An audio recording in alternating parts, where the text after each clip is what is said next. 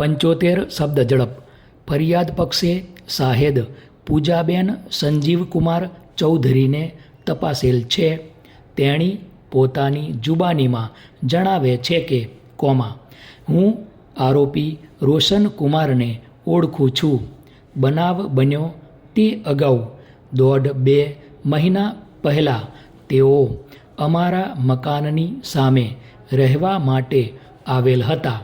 તેમની પત્નીનું નામ બબલીબેન હતું. બંને પતિ પત્ની એકલા રહેતા હતા. બંને પતિ પત્ની વચ્ચે કેવા સંબંધો હતા? પ્રશ્નાર્થ. તેની મને ખબર નથી. અમે ફ્લેટમાં રહીએ એટલે બીજા ફ્લેટવાળા લોકો પોતાના ઘરમાં શું કરે છે? પ્રશ્નાર્થ. તેની ખબર રહેતી નથી. મેં પોલીસ રૂબરૂ નિવેદન આપેલ, પરંતુ પતિ પત્ની વચ્ચે ઝઘડો તકરાર થતી હોય તેવી કોઈ વિગતો લખાવેલી નથી. ફકરો. આ બનાવ લોકડાઉનના સમયમાં બનેલ હતો.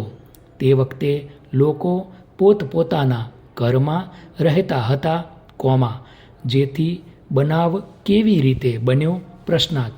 તેની મને ખબર નથી, પરંતુ એટલું જાણવા મળ્યું હતું કે આ બબલીબેને પોતાના ઘરમાં સુસાઇડ કરેલ હતું. આ સુસાઇડ કયા કારણથી કરેલ તેની મને ખબર નથી. ફકરો. ભારતીય પુરાવા અધિનિયમની કલમ 154 અન્વયે વિદ્વાન એડિશનલ પબ્લિક પ્રોસિક્યુટર દ્વારા વિનંતી કરવામાં આવતા સદર શાહેદને ફરી ગયેલા જાહેર કરી ઉલટ તપાસમાં પૂછી શકાય તેવા પ્રશ્નો પૂછવાની પરવાનગી આપવામાં આવે છે. ફકરો.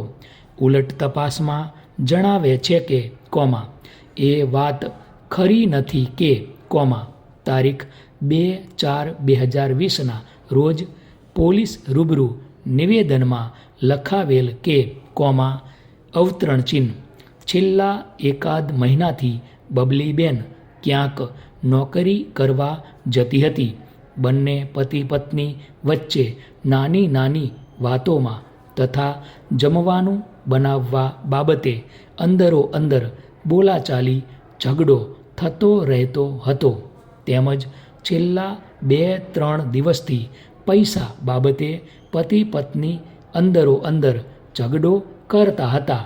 તારીખ 29/3/2020 રોજ આશરે 9 વાગ્યાના સુમારે બંને પતિ પત્ની વચ્ચે ઉગ્ર બોલાચાલી થયેલી અને બબલીબેનનો પતિ ઘરમાંથી બહાર નીકળી ફ્લેટની નીચે જતો રહેલ. અવતરણ ચિહ્ન પૂરું. ફકરો.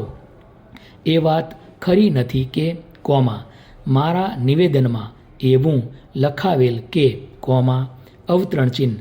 બબલીબેનના મોતનું કારણ બંને વચ્ચે ઘરની નાની નાની વાતોમાં તથા જમવાનું બનાવવા બાબતે તેમજ પૈસા બાબતે 2-3 દિવસથી બોલાચાલી ઝઘડો થતો હોય તેના કારણે ગુસ્સામાં આવી જઈને બબલીબેને મનમાં લાગી આવતા આવેશમાં આવી આવું પગલું ભરેલ હશે તેવું મારું માનવું છે.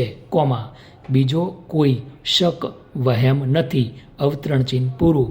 એ વાત ખરી નથી કે આરોપીને બચાવવા માટે સોગંદ ઉપર ખોટી જુબાની આપું છું.